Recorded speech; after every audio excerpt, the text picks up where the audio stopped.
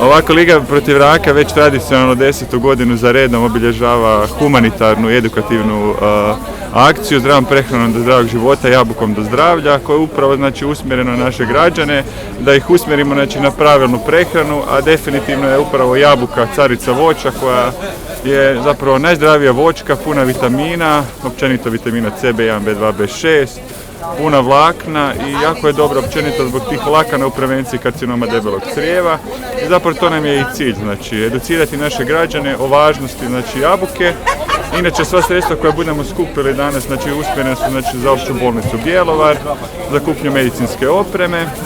Zatim ova akcija inače ove godine je usmjerena u prevenciji, to jest u manjem korištenju soli, jer je zamijećeno da kod nas u Bjelovarsko-bilogorskoj županiji, a zapravo i u cijeloj Hrvatskoj prekomjerno koristimo sol, oko 3 puta od dozvoljene vrijednosti, to je negdje oko 12 grama soli po stanovniku grada, po stanovniku svakog građanina, a dopuštena vrijednost je 5 grama, a i sami znamo da sol je izrazito štetna za naše zdravlje.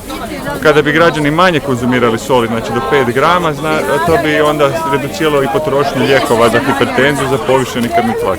I upravo preporučujemo svima nama korištenje jabuka, umjesto soli i normalno, općenito korištenje voća i povrća. Malo o brojkama, kada govorimo o raku, koji su treningi muškaraca kod žena u našoj županiji? Što se tiče naše županije, kod žene karcinom dojke, inače se ovaj mjesec upravo i obilježava ružičasta vrpca. U našoj županiji godišnje oboljeva oko 80 žena, umire oko 40. Zatim kod muškaraca je opet karcinom pluća gdje godišnje obolijeva oko 100 muškaraca, umire također oko 50, to su velike brojke za našu županiju. A što se tiče prevencije, kako ga spriječiti, zdravim stilom života, redovitim kontrolama, promatrati naše tijelo.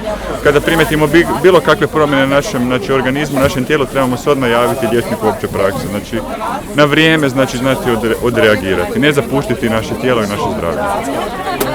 Jabuke su donacija, koliko kila je donacija? Jabuke su donacija od proizvođača jabuka iz naše županije. Ukupno sada imamo oko 500 kila i još bude, još će dolaziti jabuke, evo svaki tren dolaze, to jest naši dobavljači su izrazito humanitarni i nije uopće bilo problema u nabavci jabuka. Još jednom puno im se zahvaljujem.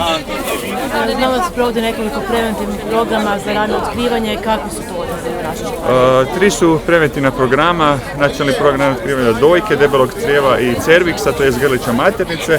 Što se tiče odaziva dojke, to smo najbolji u Hrvatskoj, imamo odaziv oko 80%, to je stvarno izrazito jako dobar rezultat, inače prosjek je oko 50, mi smo 80, jer stvarno Zavod za javno zdravstvo se jako trudi u provođenju nacionalnog programa rano otkrivanja raka dojke.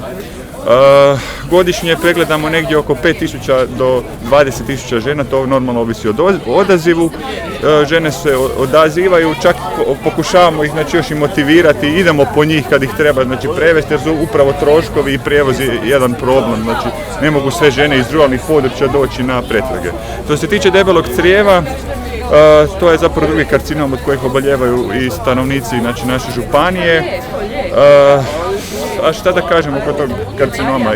Izrazito je opasan, već sam i rekao da su jabuke dobre u prevenciji tog karcinoma. Odaziv kakav je? To se tiče debelog crijeva, na cijeloj Hrvatskoj oko 30%, u našoj županiji 35%. To je jedini nacionalni program kojem su uključeni muškarci i žene, pa je malo, vjerojatno i zbog toga odaziv malo manji.